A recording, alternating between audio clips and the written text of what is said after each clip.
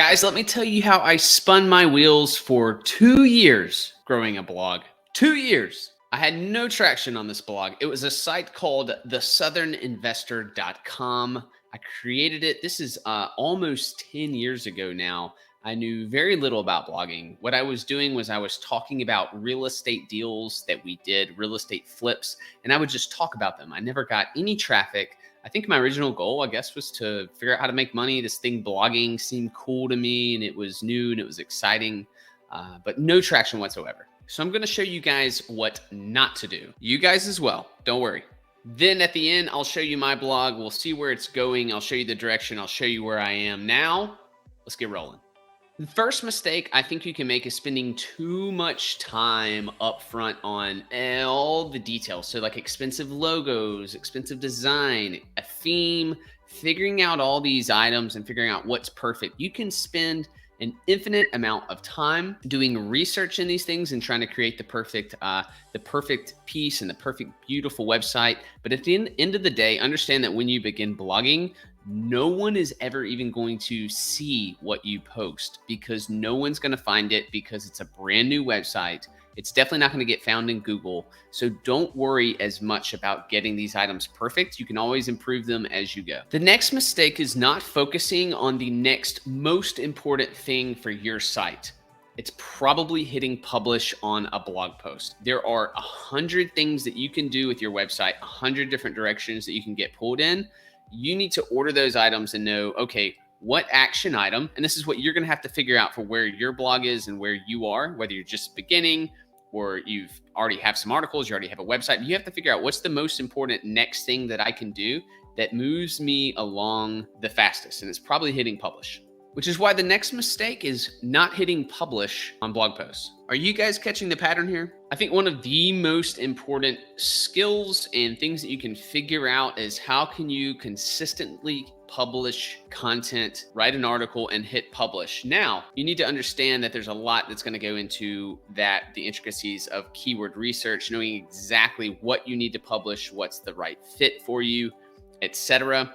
But not hitting publish and not publishing enough content is definitely one of the top mistakes. Now, make sure you're collecting emails. This is one of those things that from the beginning, even if no one's reading, it is good to find a way and get this set up to at least be able to capture emails. You can always improve the process later, like what you give in exchange, so someone will actually give you their email address.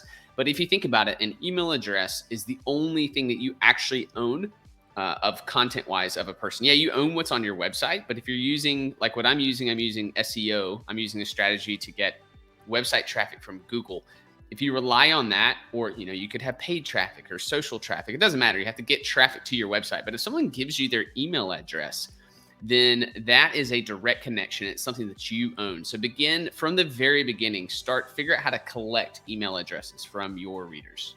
So far, what do you think the biggest mistake is that we've talked about? Share that down in the comments, or if there's something you think I've already missed and I'm way off the mark, let me know that too, and let's talk. You guys do it too. Make a comment. And hopefully you're getting some value out of this video. Hey there. So I'm going to ask you to just punch me right in the face, hit the like button. I would appreciate that.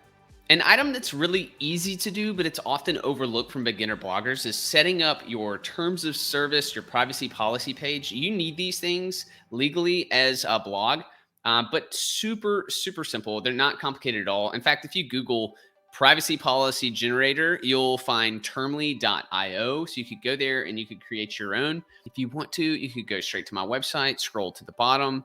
You can click my terms of service, privacy policy. You can copy those, change the information that works for you, review it. Feel free to use mine as a template. So it's not, it's not the end of the world. It's not like rocket science. There's templates out there, but you do need to make sure that you have them and that they cover you. Disclaimer, obviously I'm not an attorney. You need to make sure that they cover you for what you do. Another mistake is not having a completely clear strategy. Now, I tread lightly on this one, and the reason why I do is because, well, we're box destroyers.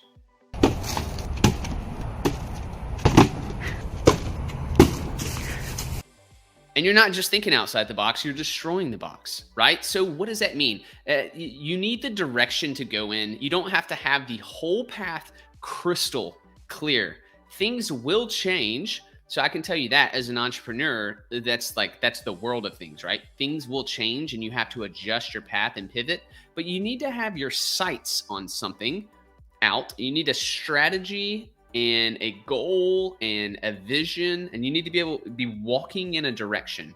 Now you have to be willing to adjust your path and maybe hike a different path. Maybe you hit a roadblock on one side and you need to go this way.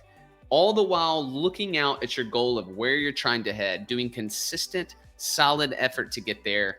And just know to have that strategy. It's fine to adjust, but have at least a direction that you're going in from the beginning. Another really big mistake that beginner bloggers will make, but also just businesses in general, it's spreading themselves too thin on social media. So trying to cover all of the every social media platform that there is: Pinterest, Twitter, LinkedIn, TikTok. Oh my gosh, there's so many, right? YouTube, Facebook, Instagram. Almost, they keep coming. They keep coming to me. They keep coming to me. Don't do this. Don't try to spread yourself so thin and try to be on every platform all over the place, because like now you can grab the accounts, like get the accounts with your name, whether it's your business or whatever, like go ahead and win those so that you own them. But to try to produce content on all those, unless you have a very large budget and you're a large business, it's very difficult to do. So choose a path to go down, right? Choose a path. Like, so for me and my brand, YouTube is very important and can be its standalone, but it also works in conjunction with my blog. So I embed my videos, a lot of the videos on my blog. And then I do have, well, I have other social channels, but I'm really not very big on them, because these are my main focuses. Now I am looking to grow in like short form video content like TikTok. So if you want to follow me there, feel free. But my focus is very narrow in what I try to be good at or try to consistently produce content on. So once I quit making all of these mistakes and finally had a clear head and a good plan, you know what happened? I'll tell them what happened. My site traffic started growing. I got to the point where I got over 100,000 monthly page views. I did my first $1,000 revenue month this year. So in 2022, crossed $1,000. I've had my first over $10,000 month, almost $12,000, and that was this year in 2022. So I'll have to double check on the $1,000. That may have been this year. You know what I'm gonna do? I'm gonna check it live. All right, scrolling through this. I do a monthly recap, so I'm gonna find the slide. It's gonna take me like 5 seconds. Holy smokes. Okay, yep, 2021. Good. I was right the first time. So August 2021, 969. September, I was at right at 1,000. August 2021. Then I had crazy growth. It's dropped back down. You guys can follow along if you want to see, because I'm tracking this on a monthly journey. So there's that. So I might as well just keep this up to show you. So the point of this is that I share every month. My goal is to get my sites to 1 million monthly page views by the end of next year. And so I'm publicly sharing that information. So if you want to follow along, I'd love to have you follow along. And you can even watch the next video. I'll show you kind of what it's all about and what's going on. See ya.